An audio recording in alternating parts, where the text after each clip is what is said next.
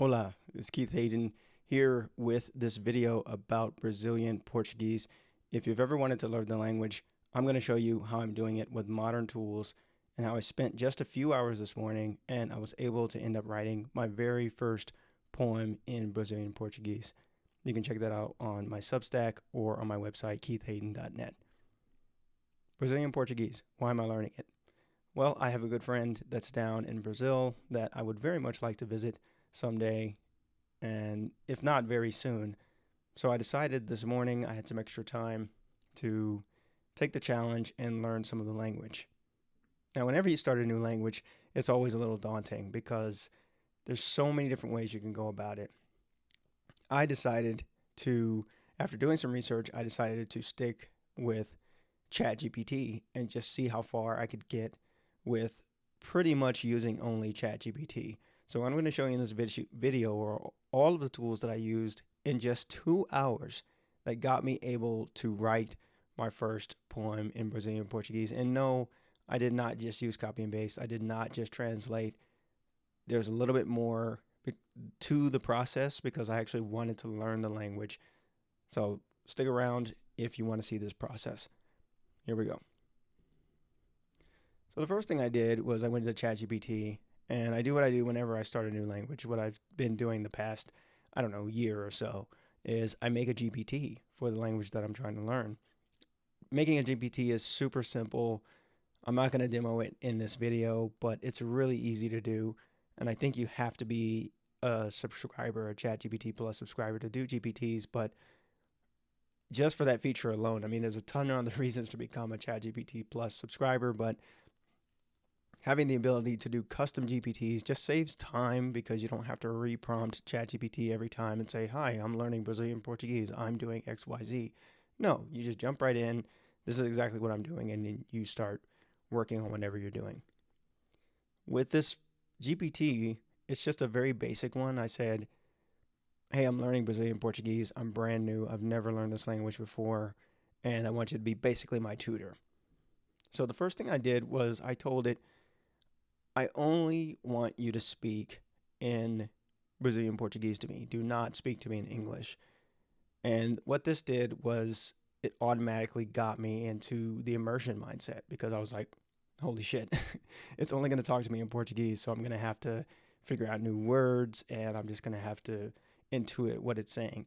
Now, full disclosure, I do know a lot of Spanish, and Spanish and Portuguese, they do have a lot of similarities, but there's also a lot of false cognates in there. So the pronunciation is much different than in Spanish.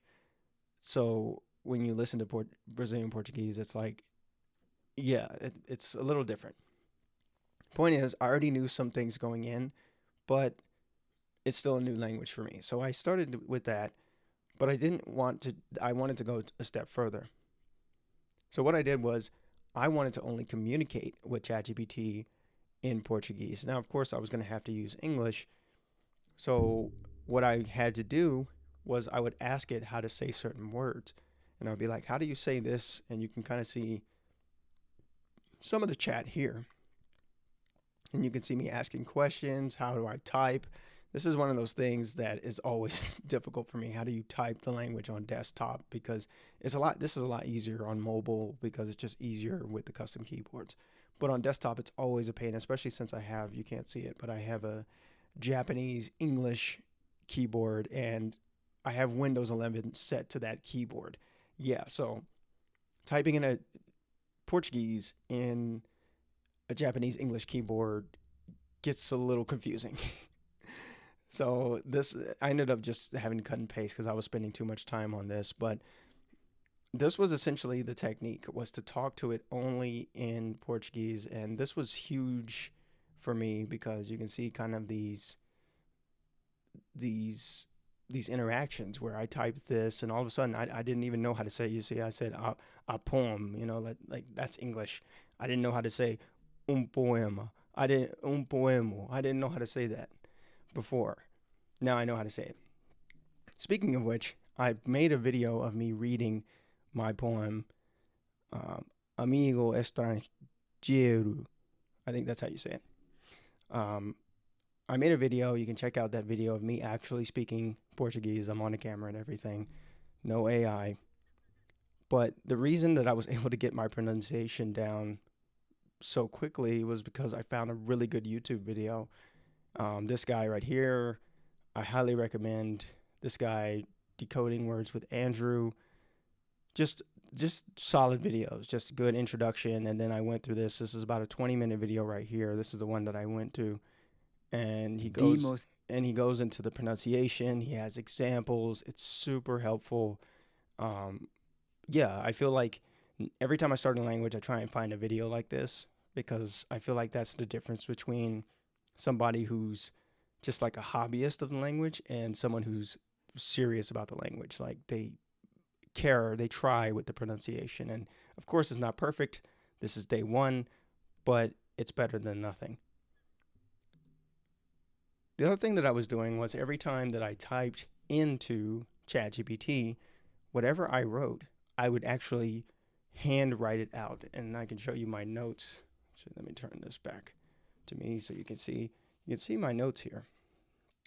And this is the actual poem that I wrote. And here's something else that I typed. And I typed this, or I wrote this out to ChatGPT. And what this does is it's an amazing tool because it just, I picture it like etching the language into my brain. Instead of just seeing it once and typing it, now I'm writing it in.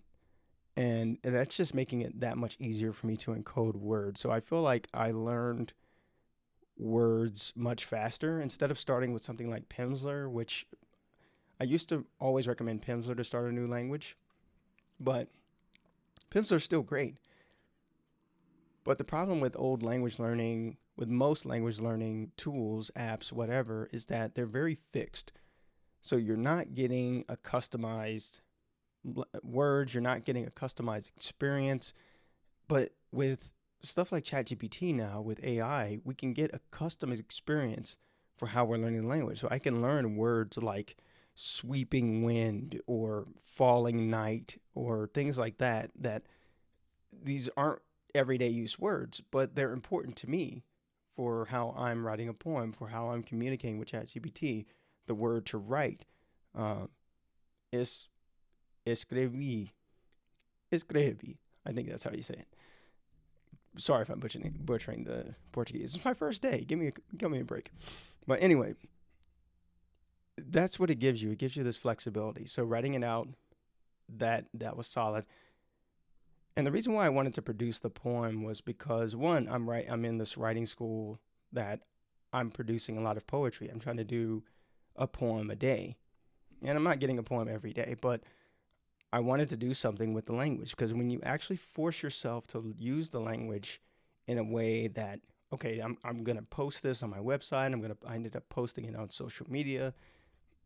You want it to be good. You want it to be from the heart. So I actually wrote this poem based off of, I won't go into the whole story. Long story short, I bought an instrument from Japan and I broke it yesterday. And I was trying to play it. I broke it. Very sad. And I felt some type of way about that. So I wanted to write a poem about that. So I wrote the poem in English and line by line, you can see here, this is me going line by line. Just here's the first line, here's the second line, or here's the last line, or whatever. And then ChatGPT would give it to me. And then I would rewrite that, write that in a Word document. So I'm writing out the poem. And then I'm also writing it by hand. And once again, it's that encoding practice. So that's how I ended up with my poem here. And if you saw my poem, if you haven't read it, it's a really quick read. You can check it out here, or you can pause the video and read it now, or you can just check it out on my website, like I said. And this is the new system. I mean, I'm really, man, I'm really excited about this today. And let me tell you why. It's because I'd used ChatGPT for languages in the past, but I had already dabbled in those languages before. But this time, I was starting a language completely from scratch, and ChatGPT is it's just so helpful to be able to, if you know how to use it, it's such a powerful tool to customize your learning, to give you different scenarios. It can actually, and another thing I was doing with ChatGPT was I'm pressing the read for me, so it can actually read it in passable Brazilian Portuguese. It's not the same as listening to a native speaker, but it's good enough to where I can actually get listening in. So I'm getting listening, reading, writing down, and I'm getting speaking through just kind of shadowing. I think speaking is the weakest skill that this kind of tech stack that I've created is. It's not as good for speaking because you can't really connect it with ChatGPT Advanced Voice yet. I have a feeling it's going to get a lot easier to do advanced voice with the regular ChatGPT interface. That hasn't happened yet, but I have a feeling that's coming. Anyway, that's the end of this video. That's all I wanted to say about learning Brazilian Portuguese. I really just wanted to document this process for you if you're interested in learning Portuguese or any other language for that matter, because this strategy will work with any language. It just depends on how you want to customize it to fit your learning style. Thanks a lot for tuning into this video, and I hope to see you in the next one. Check out everything else that I've got. I'm working on my second novel. I'm getting close to the end. It's a supernatural horror novel called Gates of Okinawa. You can find out more about it on my website, keithhayden.net. Just look for it around. I've been posting it all over because I'm getting close to the end. Very exciting. Subscribe to the channel. Follow me on social media, on Substack, X, wherever I'm at. And I hope to see you in the next video. Take care.